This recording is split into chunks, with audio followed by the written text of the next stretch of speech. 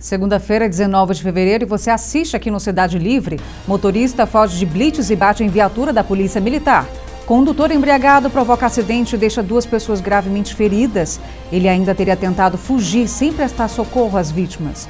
Jovem é morto a tiros no bairro Mutirão. Marido é preso acusado de agredir a esposa. Bandidos morrem após troca de tiros com a polícia no ramal do Bananal e a cariação que aconteceu hoje pela manhã com o Tadeu e a esposa Sônia, do caso Gabriele, a jovem assassinada com um bebê em Vitória do Xingu. O Cidade Livre, com essas e outras notícias, já está no ar.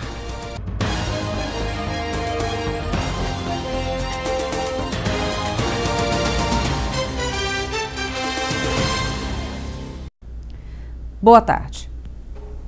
O fim de semana em Altamira foi marcado por acidentes. Nos últimos 3 dias, as fiscalizações do Detran registraram dezenas deles.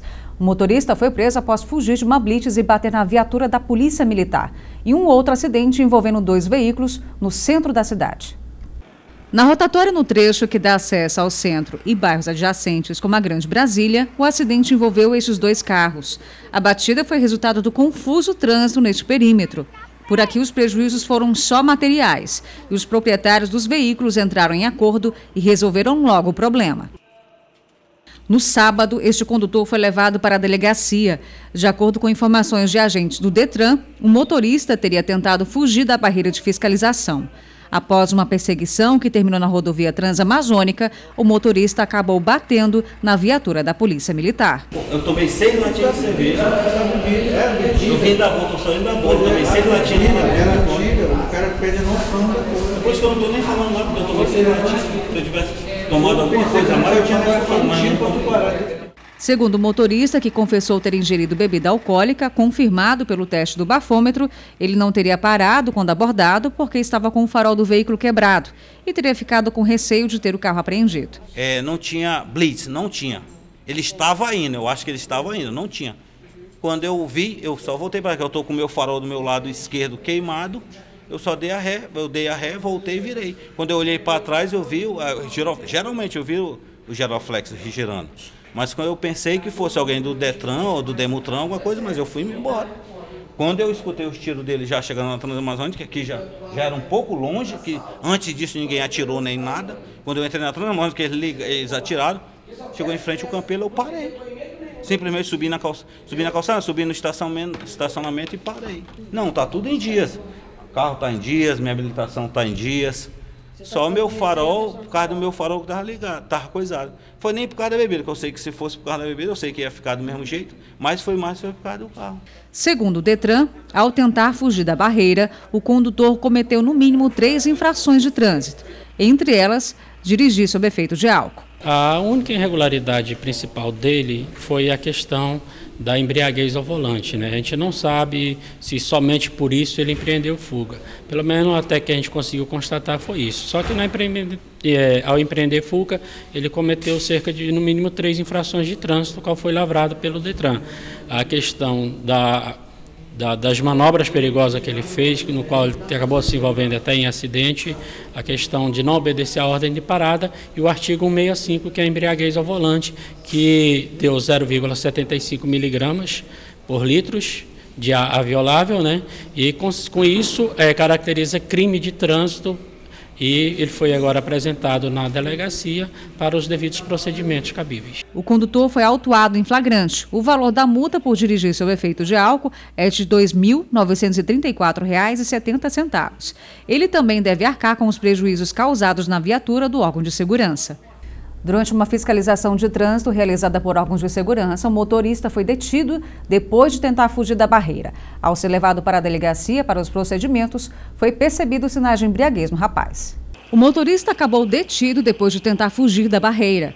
Policiais militares deram voz de prisão ao rapaz que apresentava sinais de embriaguez. Na Delegacia de Polícia Civil, agentes do Departamento Estadual de Trânsito verificaram a documentação do condutor e do veículo e estavam corretas de acordo com o órgão fiscalizador. Mas ao fazer o teste do bafômetro, o resultado de 0,65, muito acima do permitido. O condutor ficou detido para os procedimentos da Justiça.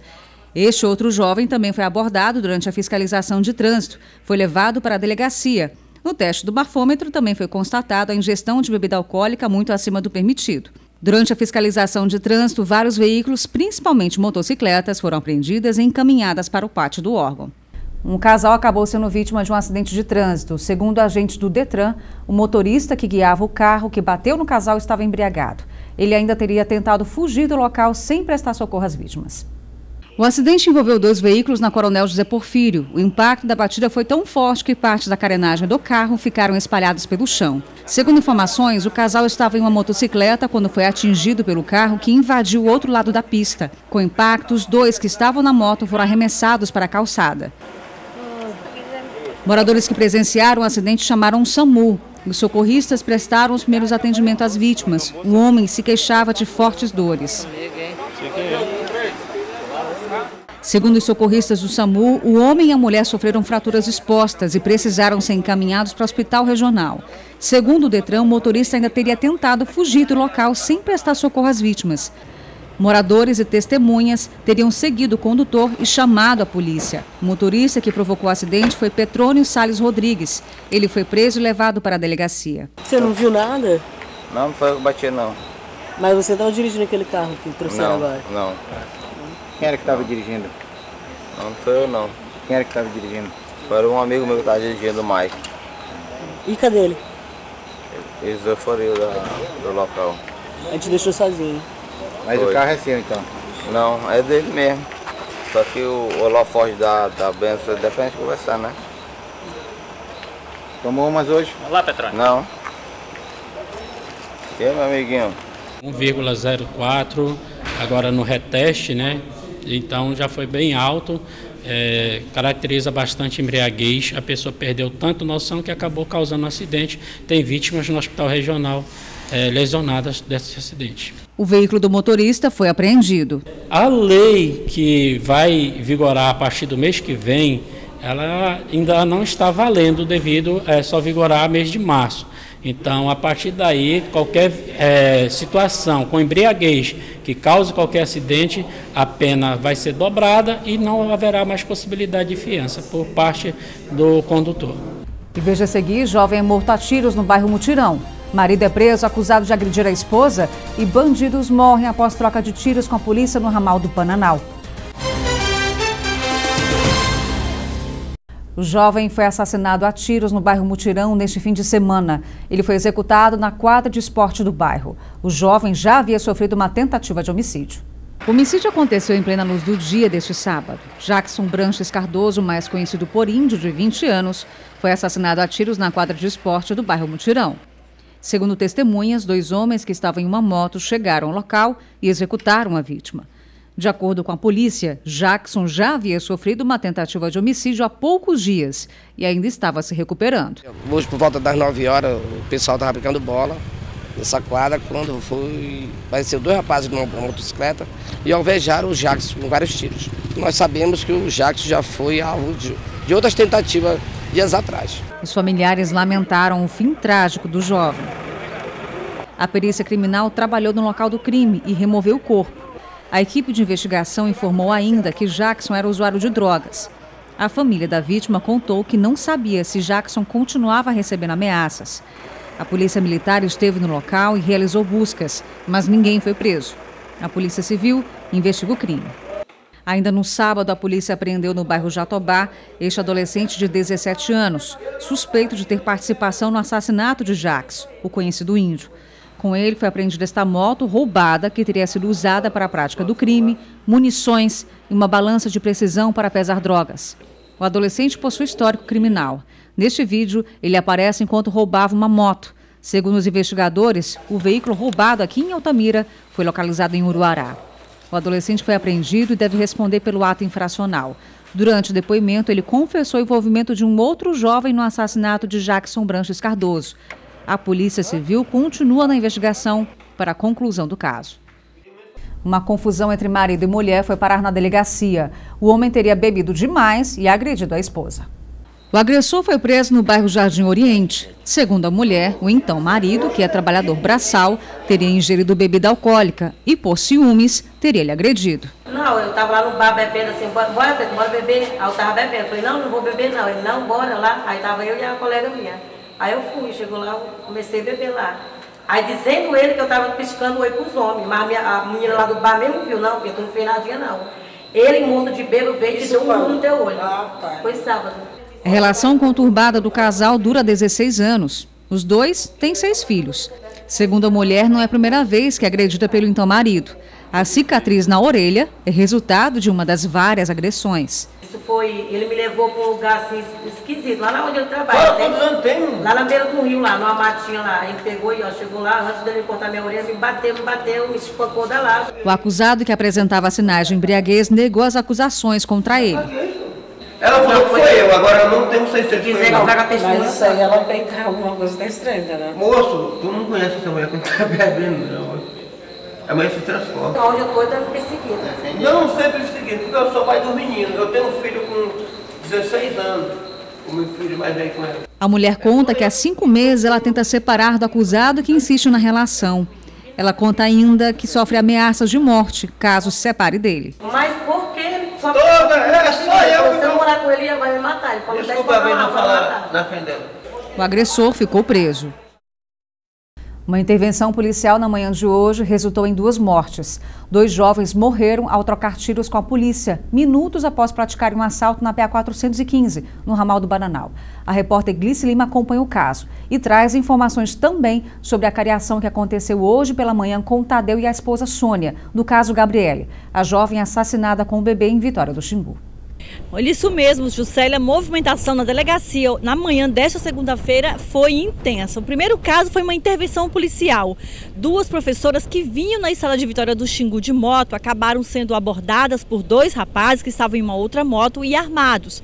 Eles pediram celulares, dinheiro, pertences delas e também acabaram levando a moto delas, deixando as 2 professoras a pé no meio da PA 415. Em seguida, um rapaz passou de moto e elas pediram ajuda. Ele ligou para o 190 e a polícia foi atrás dos bandidos. Conseguiu encontrar os 2 rapazes com as motos no ramal do Bananal, a pelo menos 10 quilômetros daqui.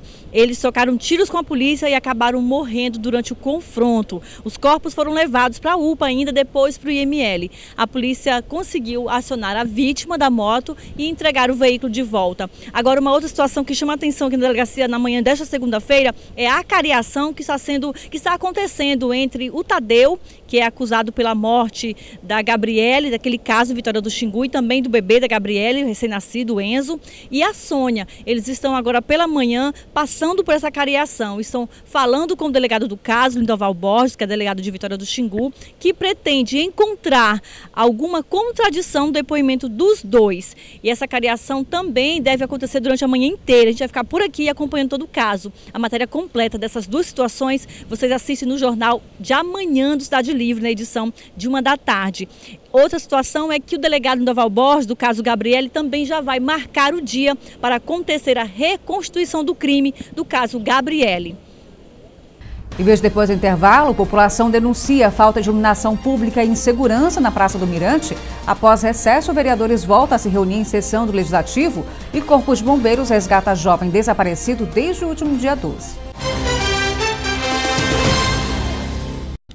A Praça do Mirante é um dos principais pontos turísticos de Altamira, mas o local, reformado há pouco tempo, tem se tornado alvo de vândalos. Por falta de iluminação pública e segurança, muitas famílias deixaram de visitar o local. Dos postes, as lâmpadas nem existem mais. Por aqui é comum encontrar lixo espalhado pelo chão. As cerâmicas quebradas e as paredes rabiscadas refletem a ação de vândalos que tem destruído um dos principais pontos turísticos de Altamira. Aqui tá bom de ter uma pessoa para ficar responsável desse negócio aqui, porque tá muito feio de jeito, o povo arrebenta tudo. A Praça do Mirante foi reformada em 2016 após várias denúncias de abandono e violência no local. O problema é que após a reforma, muitos não têm tido cuidado com o espaço. A demora da administração em restabelecer a iluminação pública tem sido motivo de queixa da população. A Praça do Mirante sempre foi famosa por sua maravilhosa vista da cidade. Muitas famílias vêm aqui para trazer as crianças para brincar, para tirar fotos ou até mesmo fazer exercícios físicos. O problema é que muita gente, por medo da violência, deixou de frequentar o local. A população cobra a presença da Guarda Municipal aqui na praça e a falta de iluminação pública tem contribuído para a insegurança. Fica tudo assim à toa, não presta. uma lá no ginásio ocular. Lá já quebraram as lâmpadas, tudo, e eu não sei nem para que fazer um serviço desse, né? A Prefeitura informou que a Divisão de Iluminação Pública tem feito os reparos necessários constantemente. Desde o fim de dezembro, que o local não recebe manutenção por causa do término do orçamento municipal e também pelo prazo estabelecido para as novas licitações. A DIP deve, a partir deste mês, restabelecer a iluminação pública no local. Ainda segundo a Prefeitura, a Guarda Municipal tem feito rondas pelo local para tentar coibir a ação de vândalos. Após o recesso do final de ano, os vereadores voltaram a se reunir em sessão na Câmara. No primeiro dia de sessão, após 60 dias de recesso, a ausência de alguns vereadores. A reunião legislativa foi tranquila, sem muitos debates, e contou com a presença de autoridades e secretários do governo. O vereador Francisco Marcos, do PDT, subiu na tribuna para falar da sua indignação com a falta de infraestrutura, cobrou mais atuação do governo municipal, falou também sobre a violência e a falta de segurança pública, pediu integração entre as três esferas. Cobramos aqui, falei com o secretário aqui de segurança pública diversas vezes. Agora vem a parte do município, que também não fez seu dever de casa, com programas sociais, com ações do Poder Executivo que eu não vi, porque segurança pública é um dever de todo cidadão. Não é só do Estado. O Estado tem a sua responsabilidade, mas nós podemos, todos nós, contribuir para que nós possamos ter uma cidade ordeira, uma cidade de paz. Ainda na sessão, no franqueio da palavra, o parlamentar Aguinaldo Rosas cobrou concurso público de Altamira e projetos sociais que atendam às necessidades do município em vários âmbitos. O concurso público é uma imposição constitucional, é a imposição da Constituição Estadual e a imposição também da lei orgânica do município. E aí a gente se pergunta por que tanto tempo não se faz concurso público neste município. Na sessão, o chefe de gabinete do Executivo leu um texto enviado pelo prefeito do município e falou das ações já realizadas aqui no município e dos futuros trabalhos. E esclareceu questionamentos da oposição. Nós estamos em entendimento com o Ministério Público para que haja realmente um concurso público legal.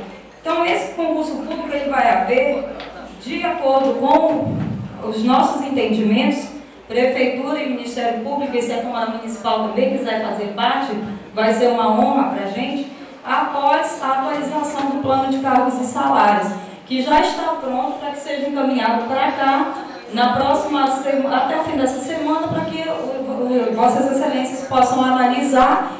Na Câmara, a inauguração do espaço da imprensa em homenagem ao repórter Marcelo Dantas, profissional que atuou na região em uma emissora local. O jovem profissional faleceu em 2001 em um acidente.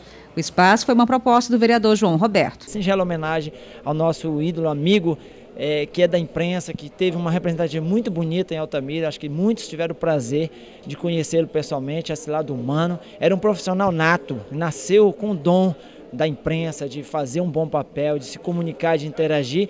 E nada mais justo hoje que, através de um projeto de resolução, implementando nessa Casa de Lei, a permissão de estar estampado aqui o rosto do Marcelo Dantas e o espaço para vocês da imprensa como um espaço repórter Marcelo Dantas. Ainda na sessão foi distribuída a nova lei orgânica do município. O vereador e presidente da Casa de Leis, Loredan Mello, pediu o empenho de todos os parlamentares na condução do trabalho legislativo e também falou um pouquinho sobre as metas de trabalho este ano.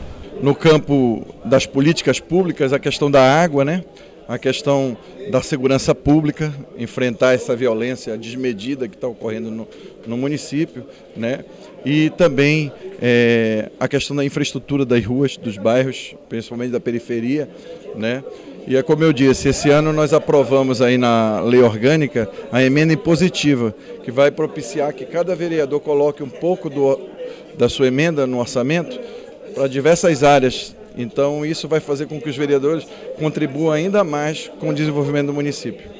O Corpo de Bombeiros e o SAMU resgataram um jovem que estava desaparecido desde a última segunda-feira. O rapaz foi encontrado no bairro Cidade Nova. Após 4 dias de busca, o desespero da família finalmente chegou ao fim. João Pedro Carvalho da Costa foi resgatado na última sexta-feira pelo Corpo de Bombeiros no bairro Cidade Nova. O jovem desapareceu após sair de casa no último dia 12. Trabalhos intensos de busca foram realizados durante a última semana, Mas foi através de uma ligação para a central da polícia que João Pedro foi localizado. Que nós estamos desde do dia 13 atrás do João Pedro. Hoje encontraram ele aí na Cidade Nova. Foram 3 dias de busca através do solo e através do ar.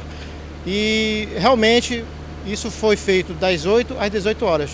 Mas, em consequência disso, hoje nós encontramos, graças a Deus, encontramos ele com vida. João Pedro tinha escoriações pelo corpo. O jovem teria recusado voltar para casa. O rapaz, após receber cuidados médicos na unidade de pronto atendimento, foi levado de volta para a família. Como que ele estava? Pequenas escoriações, nada demais, apenas com sede e com fome. E nós fizemos uma contenção do mesmo, vamos entregar ao médico de plantão e aos pais dele também que estavam preocupados. A Cidade Livre termina aqui. Um ótimo início de semana a todos e a gente volta amanhã.